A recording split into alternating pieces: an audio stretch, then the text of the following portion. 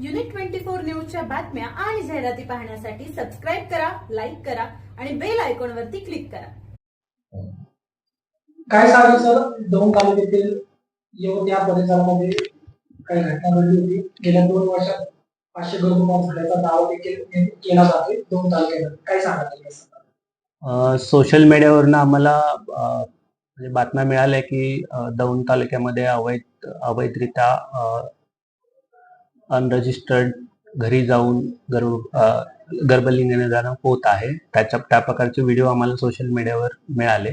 त्या व्हिडिओच्या आधारे आम्ही दिनांक 19 मे रोजी यवत पोलीस ठाण्यात FIR दाखल केली. त्या FIRच्या आधारे पोलिसांनी तपास केला असता 1-2 अनधिकृत व्यक्ती ज्यांच्याकडे त्या गर्भलिंग निदानाचं किंवा सोनोग्राफी करण्याचं कोणत्याही प्रकारचं क्वालिफिकेशन नाही, अशा व्यक्ती रुग्णांच्या घरी जाऊन गर्भलिंग निदान करत असल्याचं पोलिसांच्या तपासात निष्पन्न झालेलं आहे. त्या प्रकरणामध्ये पोलीस तपास करत आहेत आणि माझ्या माहितीनुसार काही लोकांना अटकही झालेली आहे. याबाबत अधिकृत आकडेवारी किती आहे?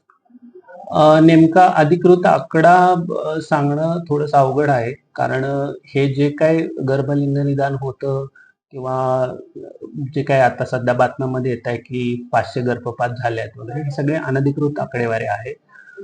हे सगळं ऑफ द रेकॉर्ड होत असल्यामुळे त्याचा नेमका आकडा सांगणं खूप कठीण आहे. कारण आमच्याकडे जे रजिस्टर्ड MTP सेंटर्स आहेत, माझ्या अंतर्गत साधारण 15 रजिस्टर्ड MTP सेंटर्स आहेत. त्यांच्याकडून आम्ही दरमहा जे अधिकृत गर्भपात होतात त्यांची आकडेवारी आमच्याकडून गोळा केली जाते आणि ते आम्ही शासनाला रिपोर्ट करत असतो.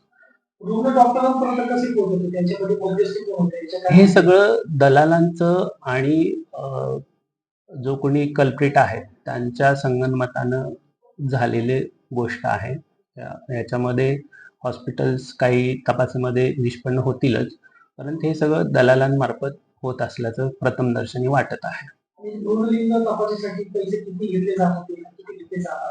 हे सगळं ऑफ द रेकॉर्ड आहे, पण साधारण जे काय बातम्या आणि आमच्या चौकशीमध्ये समोर येते त्याच्यामध्ये साधारण 35 ते 50 हजार, काही केसेसमध्ये अगदी 60 हजारांपर्यंत सुद्धा हा आकडा गेल्याचं आमच्या लक्षात येत आहे.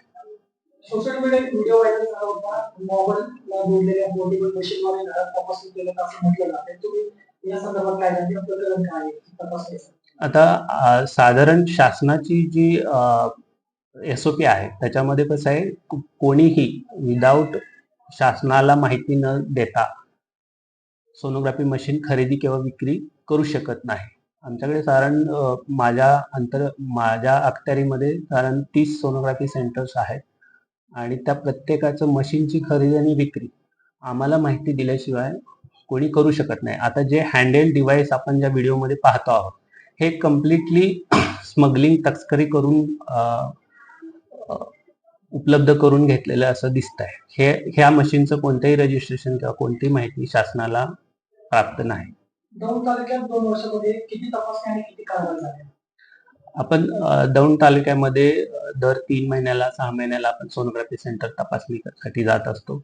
जे काही रजिस्टर्ड सेंटर आहे त्यामध्ये कोणताही अनधिकृत प्रकार सुरू असल्याचं आमच्या निदर्शनास आलं नाही. गर्भपातचं प्रकरण घडतंय आणि वाढत चाललेलं आहे. या सर्व घटनेमध्ये मुलगी असल्याचं समजल्यानंतर ते गर्भपात केलं जात होतं का? काय सांगा? आता हे आपलं जे समाज मन आहे त्याच्यामध्ये आता बऱ्याच लोकांना 2-2, 3-3 मुली असतात, त्यांना मुलगा हवा असतो किंवा काही लोकांना मुलीच नको असतात. असे लोक गर्भलिंग निदान करण्याचा प्रयत्न करत असतात आणि अवैध मार्गाने गर्भलिंग निदान करून most of the time, almost 100% of the times मुलगी असेल तरच गर्भपात होतो. आता याच्यामध्ये पुढील तपास यवत पोलीस स्टेशनचे पोलीस निरीक्षक देशमुख सर करत आहे. त्यांची टीम पूर्ण तपास करत आहे. त्याबद्दल मी बोलणं थोडंसं अनुचित आहे.